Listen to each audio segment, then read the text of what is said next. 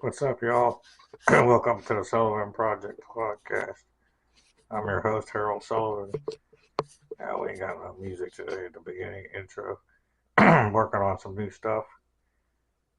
Uh, and we got some new trailers up, as well as new podcasts, and new cameo celebrities. Make sure the camera's good there. In case y'all haven't tuned in before, I lost my sight 4 years ago here in June, and I was born with an autoimmune disease. But the podcast is all about how we get from one point to another. And sometimes you just don't think you can. And we all have that. And everyone has a story, and you can't judge a book by its cover. So come on the Sullivan Project podcast. If you want to be a guest or on audio or video, you can contact me, Harold Sullivan 78 on YouTube and TikTok. And then you can, it's Harold Sullivan, period 35, Facebook. And then you can email the show, hs19782015 at outlook.com. And you can call the show. I might answer. If not, leave a voicemail. Like I said, you can be a guest, or if you just want to get out something or say something, or be a part of some of the, the polls or little things we do on here, call me up, 724-513-1472. And we got Chris coming up here a little bit later, and we're going to talk about just review some stuff here. Robert Englund is going to be in the Hall of Fame, Hollywood Walk of Fame. Him, Keith David from They Live, who I talk about a lot on this show. The movie with Roddy Piper, the John Carpenter movie. Prince and a couple other people this year are going into the Hollywood Walk of Fame. And I wanted to mention, we got some stuff coming up. Michael Jackson, Elvis, Tupac, of course. Tupac's coming back, and he's on the Sullivan Project podcast. And all kinds of other stuff here. Got a voicemail from Danny recently. Haven't heard from Dan. Talked to Greg. I'm just keeping up with the people. And if you have a message for any of these people, any of my friends, or anybody that's been on the show, let us know. Only love and light, of course. So I just got done with an audio book. It's called Extraterrestrials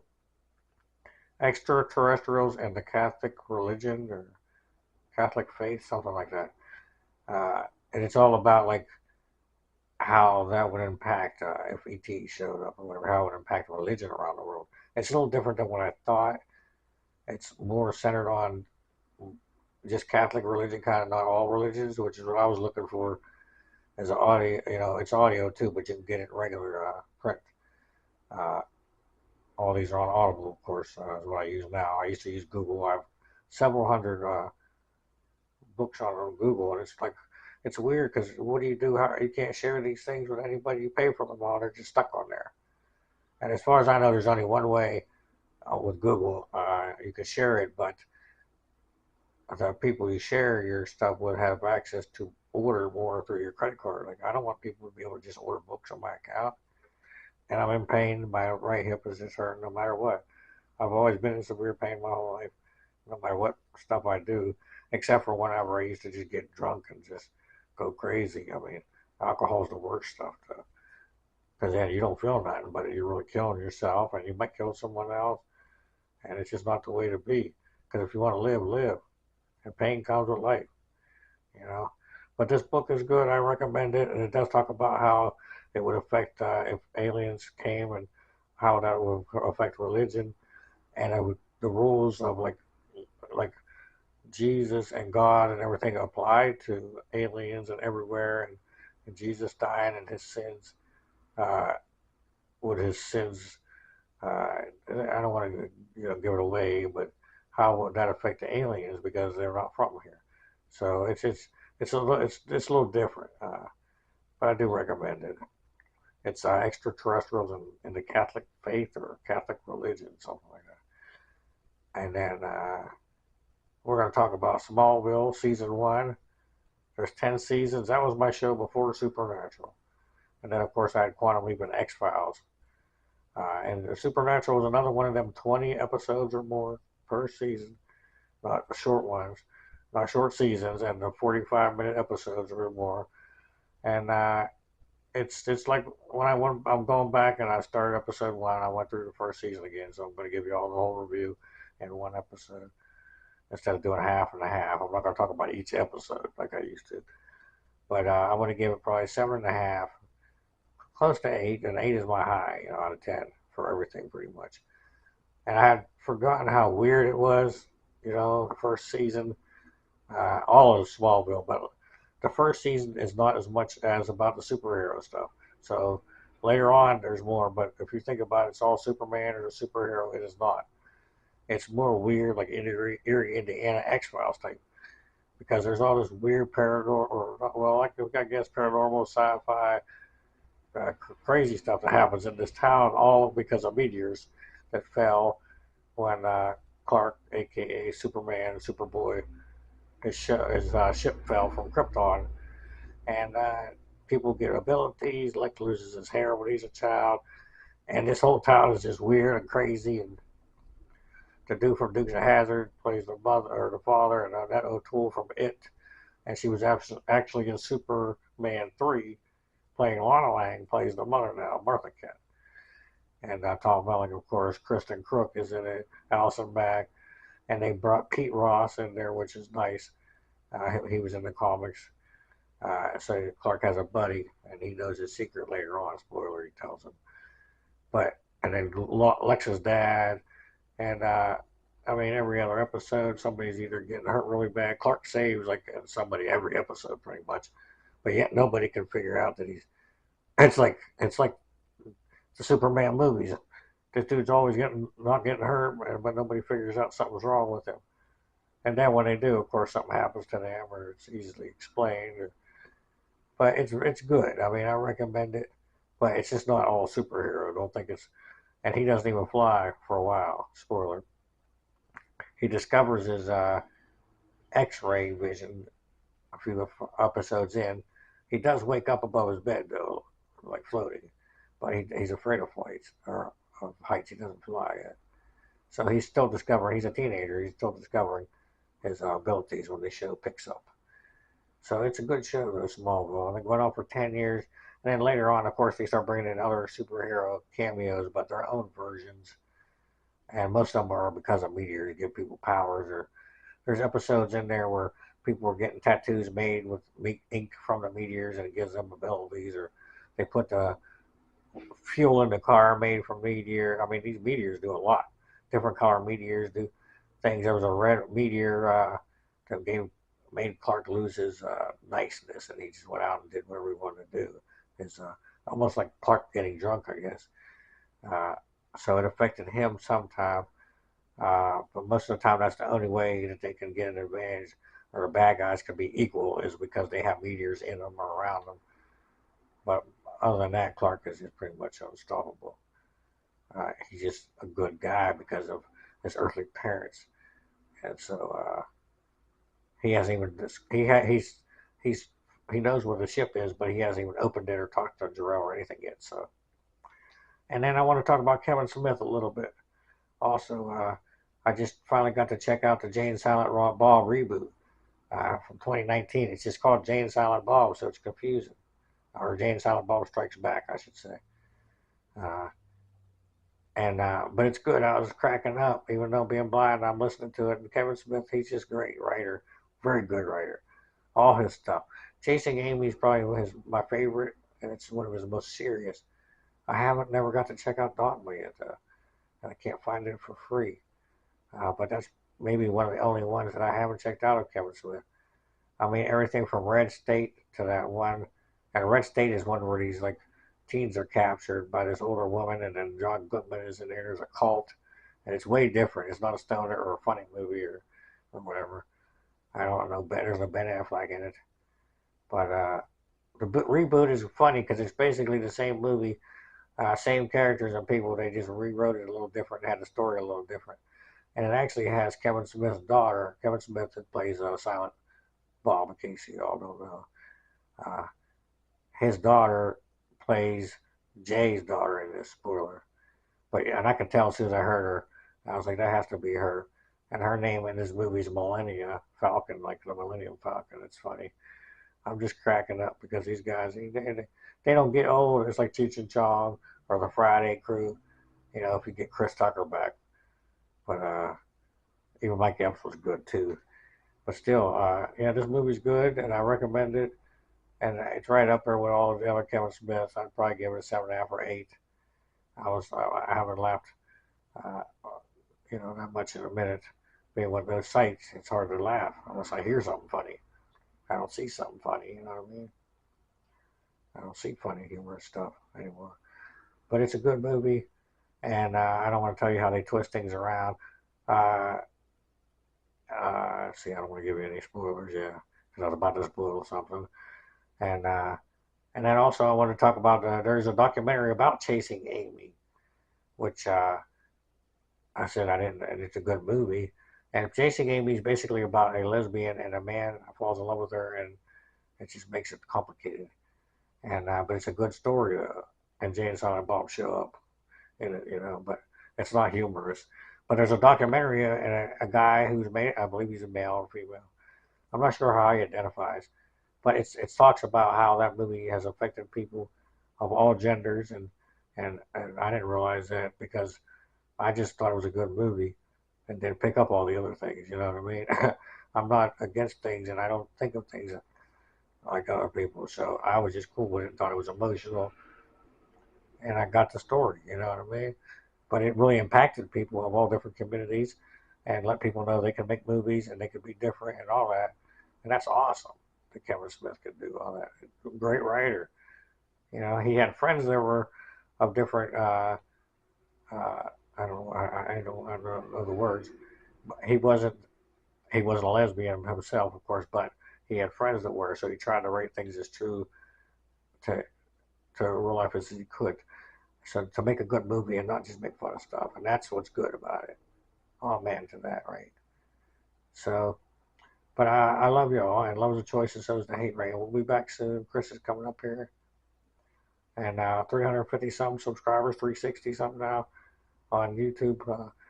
Please subscribe, add, follow, rate, hit a smiley face, whatever you can. Send good comments. I appreciate it. I'm just trying to do what I can here while I'm here. We're all here to do something until the light goes out. And then, hey, you know what I mean? So you got this second.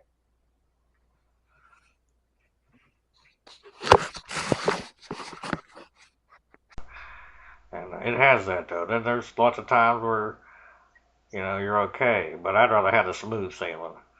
I don't like every time I get up, whenever I get up and everything I try to do just don't work. You know what I mean? It's just sometimes you have them days. But we're here, and I got a couple of little interesting topics. And you had your birthday recently, at the end of June. I'll let people know because I record these ahead of time. So 4th of July is coming up. Yeah, 4th of July. And my family ain't coming over. I already found out because my brother-in-law don't want nobody over anymore. My sister said that's why my grandkids ain't been coming over because he's being so mean to everybody, and he's getting to an age where he don't want to be around nobody, and he's just bitter and angry. And so my grandkids, well, they're not my grandkids, my great nephews and nieces, uh, don't even want to come over because of the way he is. It's sad. I just hope he realize before before he graduates and dies or whatever that he's done a lot of stuff to people and he needs to repent that. You know what I mean? Even if you got mental illness, you're hurting people, and you got to fix that. People don't understand. I let it go. Well, I mean, I didn't used to, but now I do because I understand. People got mental illness. They're not working right, but there's a line there too, you know what I mean? And you can't make an excuse, oh, well, he's got a mental illness, that's okay. No, it's not. Literally the other day he was slamming my nephew in the refrigerator, and I don't know the whole story, but I could hear it in here. It sounded like my nephew was trying to get in the refrigerator, And my brother-in-law just kept slamming the door shut on him, like assaulting him, basically. I mean, grow up, dude. And my nephew didn't do it. If I was him, I would have took him down. You know what I mean? But he didn't, because if he fights back, they'll call the cops and have him removed. That ain't right. You know what I mean? He's coming down to get food out the refrigerator. I think you were on here with me a couple days before that when he was trying to get food for the baby, leftovers, for his 3-year-old daughter, right? And my brother-in-law said something about that. This is your food, not your food. This is my food. You can't have none of it. Like a little kid. It ain't even his food. You know what I mean? So, but he went after him and slammed the door on him the other day in the refrigerator. He kept slamming him on, and he got bruises from it. And he's like, if I call the cops, my nephew said that. He's like, if I call the cops, then you would be in trouble. You know, and yeah, he would because that's assault. But he ain't gonna call the cops because they'll throw him outside because he got nowhere to live, and that's not right. You can't just do that to people like me, abuse me because I got nowhere else to go, right? But anyway, you had your birthday, uh, and what happened before that? You had a little surprise on the phone. Let's tell people about your voicemail. Yeah, Freddy Krueger's voicemail. Yeah, Yeah, what did you think of that? it was pretty cool. Because I said I was gonna try to do something for you for your birthday, and I got a Freddy Krueger, Robert England. We'll just say that to leave you a voicemail. So, and then so you had your birthday, and then let's see here. Oh, well, yeah, about your dad. Did you tell your mom about that? No, I didn't. How I guessed the nickname in that? Let her know when we get off the phone what happened. So what happened? I was on the phone with you, and I told you that your dad had came through right, or I thought he was giving me a message the night before or whatever, but I wasn't sure because I didn't understand what the nickname was, right? So let me tell the people so they, because this is crazy. A couple of years ago, one other thing happened like this. Well, Dan, who I mentioned before, he's been on the podcast. So the one time he has come down to see me since I've lost my sight, I tried with him. I was like, let me hold your hand and see if I can see what you're thinking or anything. You know what I mean? So anyway, I held his hand for a minute, which is odd holding people's hands for me because I pick up stuff like. So I was like, think of something, right? Let me know, or I'll tell you what I get. So anyway, I start seeing a dog running around and people playing with a dog in my mind, and then I'm like, okay, this is what I see, and this and that, and he's like, no, you're wrong, and I'm like, okay, well, what were you thinking of? He said it was a word, and he said he was thinking of the word animal. I said, well, I saw a dog, you know what I'm saying? So what else do you want, right? So anyway, fast forward to you. Uh, on my spiritual journey here, I could swear that I was getting your father's passed away. Uh, how long ago has it been now? 7, 8 years? 2015, I think it was. Yeah. Yeah. Okay. So almost when mine died. My mom and dad died 8 years ago. So about a year after them. Uh, but anyway, I was picking up message from him or a spirit or on the other side, whatever you want to call it. But I wasn't sure because I'm still not sure about all this stuff. You know, how do you know what you're making up? And then he just basically told me, want to tell you, you know, he he's around and he's proud of you and he loves you and misses you and your mom, but he's there. He wants to let you know. But then he also said that there was a nickname that you had and that only you would know, and he wanted me to tell you so that it would prove that that was him talking to me. And but to me, I'm like, it doesn't make sense because what did you say it was? Crips? Yeah, Crips, right? Yeah, CRIPS. Yeah. Yeah, like the band, like the gang. We used to be Bloods and Crips, and I don't know why I'd call you that. I guess Chris Stringer. Maybe you could put those together and come up. But anyway, it didn't make sense to me, so I didn't know what the word meant. But then when I told you that he had a nickname for you and that, and that was the right word, and it just was weird. It's just weird for me to hear that, and there's no way I could know that because you never told me that. You know what I mean? And I don't think I would remember him calling you that like almost 40 years ago when I came to visit you that one time. If he even called you that back then, you know what I mean? I don't know. But it's just something neat. And it's a moment, and it made me tear up because I feel like we're all connected, you know. And just because someone dies don't mean you got to be sad. I mean, they're physically gone, but you can still talk to them. And if you listen, maybe they'll say something back. It don't mean you're going crazy, though. But if you start feeling uncomfortable and stuff is telling you stuff to do that ain't you don't think is right, then maybe you need to talk to somebody. You know what I mean? But if it's good, then it's all good. You're not crazy, right? You're not crazy, and I'm not crazy. I might be certain people might think certain things I say might be, but they ain't been in my stuff, you know. So anyway, you got the voicemail, and then you got the vision or the thing. Oh, and I'm gonna tell you, look, the video that I uploaded for Tina Kills. Please check that out on YouTube, TikTok, and Facebook, y'all. Harold Sullivan 78 on TikTok and YouTube, and Harold Sullivan period 35. 400 and something views already. Can you believe that? A long time. That's a lot of views. I just put it up. I got 400 views already. The thing is, I decided that I needed to take it back down because there was a couple of parts of the audio were a little off. I wanted to fix. You got So 400 views. yeah, so had to put it back up again. But yeah, we already had 400 and some views on that video already. I put it up on Friday the 13th. It's got more. It has more views than any like a lot of the other stuff I've had up there for a long time. I couldn't believe it when I put the thing over. It said 400 and something views already. I said what? So, but there was a couple parts of the audio I didn't like, so I had to retake it back down and tweak it and put it back up again. So I'm gonna lose some numbers, but and they'll watch it again, you know. But it's fine because there was a couple parts that were a little too loud because I'm meticulous. You know what I mean? If there's a little thing that's off in my thing, I can't put it out. I gotta have it. It has to sound good to me. You know what I mean? If something's a little loud, a little low, I gotta fix that. I can't just put it out there. And my sister don't understand that. But when you're an artist, man, it represents you, right? So you want it to be as best as you can get it, and then when you finish it, you're done. But for me, if it's a little odd, I gotta fix it. So I fixed it, and it sounds I'm content with it now. But yeah, 400 views. Rest in peace, Laura Park Lincoln from Friday the 13th. She passed away recently. So everybody's gone. That's what I mean. But we're still here. That's why everybody's subscribing to you because she just passed away. Maybe, and I got dedicated to her at the end of it, you know. So rest in peace for her. But that was a good time to download that for that date. You know what I mean?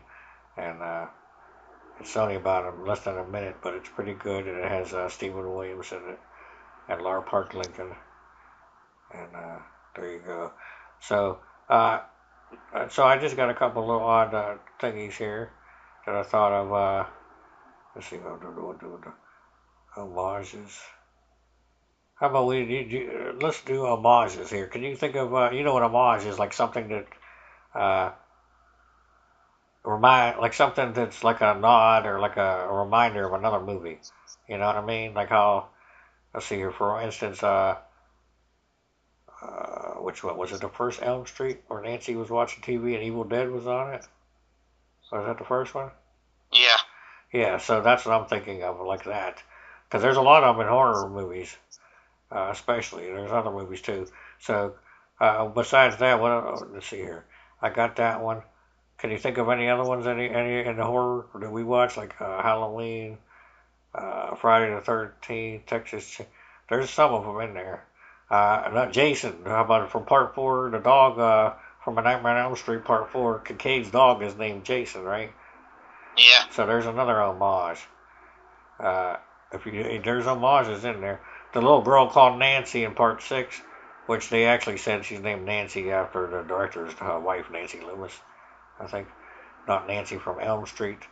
But you know what? The lady says, or the girl says, I had a nightmare. Or the lady says you just had a bad dream, right? So that I'll consider that a Nancy nod from Elm Street. You know what I mean? You know what I'm talking about in Part Six when the little girl says she saw a monster, and then the one lady comes in and the camp counselor, and she says you were just dreaming, and then she says what's your name? She says Nancy. Yeah, I remember that. Yeah. So, but on the DVDs or whatever, the interviews, the director said he called her Nancy because of his wife, Nancy Loomis. The director's name was Loomis, and it wasn't because of Nancy from Elm Street. But I mean, it's in the same sentence, you know. So it has, even if it isn't, I consider that. Evil Dead 2, the Freddy Krueger glove hanging up in the background, right? In the basement. Yeah. That's an homage. There's a Freddy Krueger glove hanging up in the background in the basement of Evil Dead 2. Really quick in the scene when they go down for the missing pages, the book. When, The Book of the Dead was in Jason Goes to Hell, too. And that, yeah, and so was Freddy's glove popping up at the end. I don't know where that dagger came from, but I could have sworn I know that was from another movie. That Kandarian dagger, or was that from Evil Dead? That whatever that dagger was that was in Jason Goes to Hell. I know that was from a movie, wasn't it? It was a prop, and they had it on the set probably, so that's why they used it in there, like they used the book. Maybe it was from I don't know, something New Line had to be doing, and it was on. They used it for another film. The dagger that they tried to kill Jason with. Yeah, it's silly. So they just threw it in there. But I know it was in another movie or it was something. I'll try to research that and let people know. But so yeah, we got homages. I'm sure there's a bunch of them in other movies like Halloween, even if it's like a poster hanging up in the background, you know what I mean, or a song on the radio. Uh, Widgets. Web content region. the computer's Widgets. talking over there. Scan off. I'm telling you, it's like Widgets has I got finished poltergeist here. I got freaking 0% the house is like scroll. the Amityville. It's got the worst energy and negativity and bad luck in it as possible. And and I'm like trying to make it through with a little bit of light I can carry. But I'm doing it, you know. So we got homages. Uh, and then what was the other one I was going to say? Posters. Uh, some cool movie posters. I bet you could probably tell me every freaking one. But let's go back to see Halloween. Cool poster. What is it? It's like a pumpkin with a Pumpkin knife. head, yeah. It's like a pumpkin with a knife coming down, like the original Halloween. It's a knife with an arm and like a side of a pumpkin kind of put together. It's like a blend. Because they don't make cool movie posters anymore, you know what I mean? The Elm Street one, that one was kind of confusing, right? With the metal glove and the girl in the bed, it didn't look like Nancy at all, right? You know what I mean? The original Nightmare on Elm Street poster, like the girl in the bed sitting up, and it didn't look like Heather Langenkamp. And they had the glove above it, or the three fingers sticking out claws. I don't know. It was silly. And Freddy's eyes. It's just weird. All of them were like that. Part two was like that. I think it was part two had Jesse on it. I can't really remember. I can remember the or the Friday the 13th more. The first one was it the axe in the bed? The first poster, Friday the 13th. Yeah, that was the original one. And part two was like stabbing through, or no, part two was just a silhouette, right, with a knife. Part three was like stabbing through a shower curtain or something on a knife or on a silhouette, right, like an outline of a body with a knife going through something.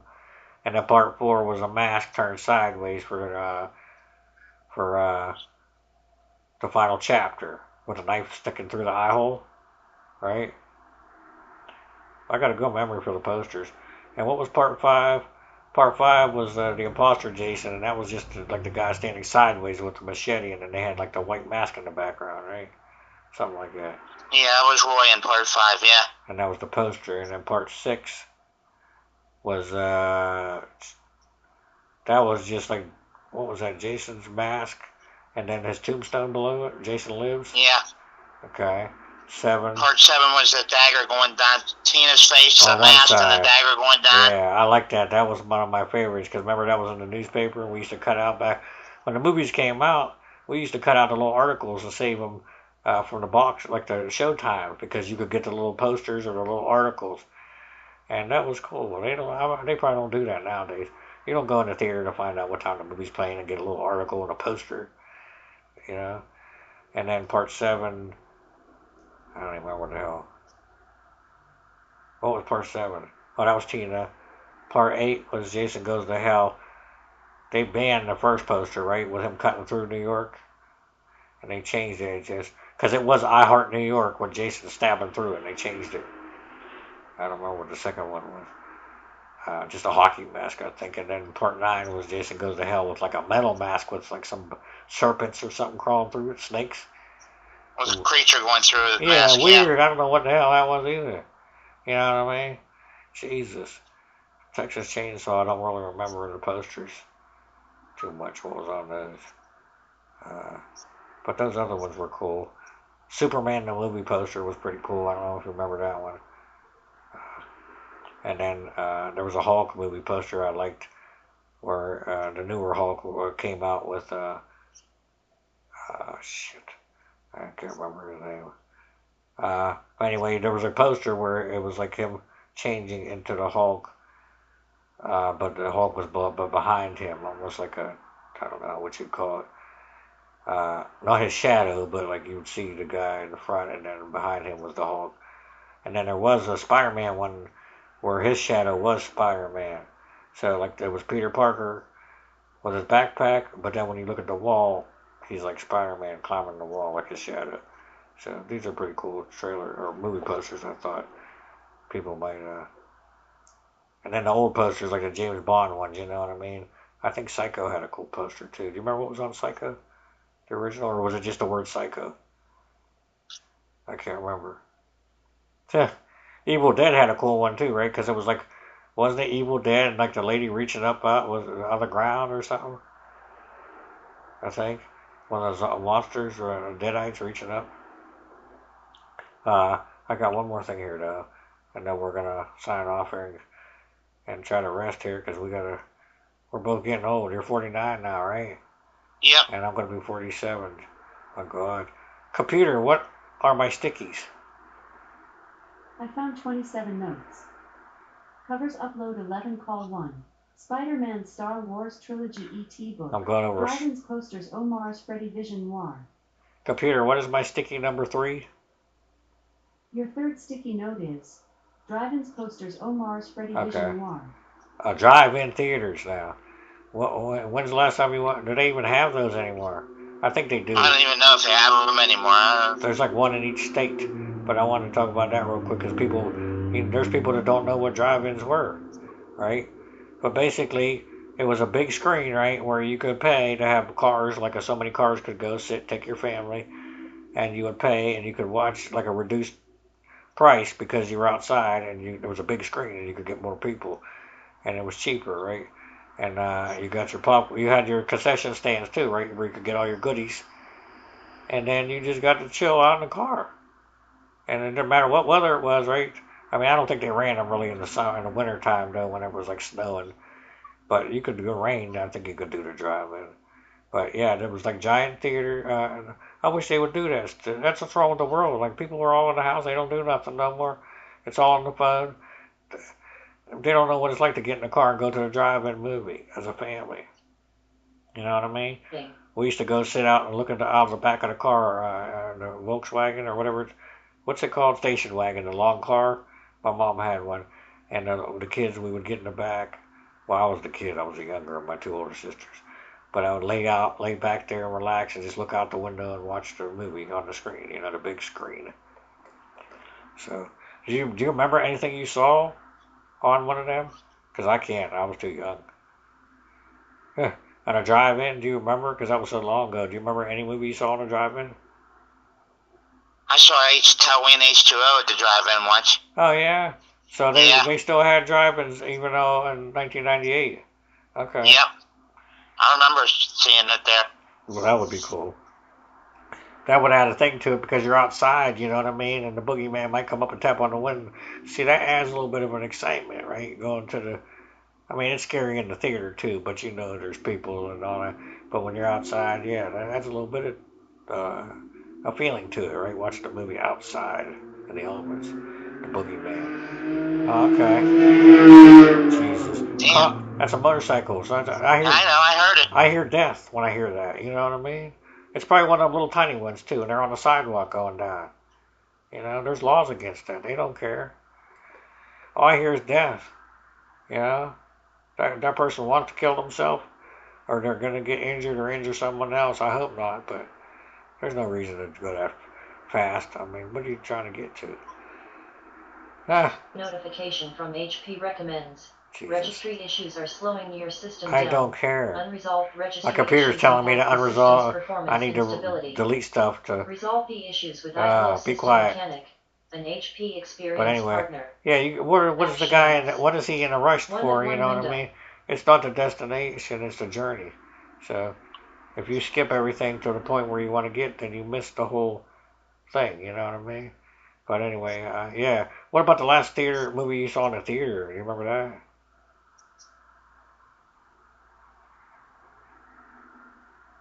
Do you remember that? What's that? The last movie you saw in the theater? Oh, I don't even remember anymore now. Yeah, see, I can't. And that's something I can't either because I think it's been at least 10 years since I went to the movies. I lost my sight 4 years I ago. couldn't even begin to tell you that. But you remember the last drive-in movie you saw. See, isn't that something? As far as I can remember, it was H2O, yeah. 1998, but you've been to the movies after that, the regular movie, Oh, right? yeah, I was at the... But that shows you how much of an exciting event that is, going to the drive-in. You remember that more than going to the theater, right? Because it was cool. See, people need to bring these out. That's what I'd do. If I had money, I would do these things. I would open up a drive-in for people again. You know what I mean? This brings joy to the world. Like these little things. It helps. Yeah. But yeah, so that's how we do that. And there's a little bit of history for people. Drive-in theaters. You know, if you can find one, go to it. You know, they closed the last Blockbuster up. There's no more rental places anymore. You can't rent. And they made a museum out of it now. The last Blockbuster is in like a Nevada or some other state somewhere. So it's like a museum for videos now, where you can go in because VHSs are worth money and people are starting to buy them now like relics. So hold on to all your tapes you got, and even if any of them are not open anymore, they're going to be worth a lot of money. So, uh, but we're gonna be signing off, right? All right, everybody have a good night. I'm gonna get this bad boy going, and we'll be back in the future. And be the light, right? And love the choice. And so is the hate. Yep. Everyone has a story, and you can't judge a book by its cover.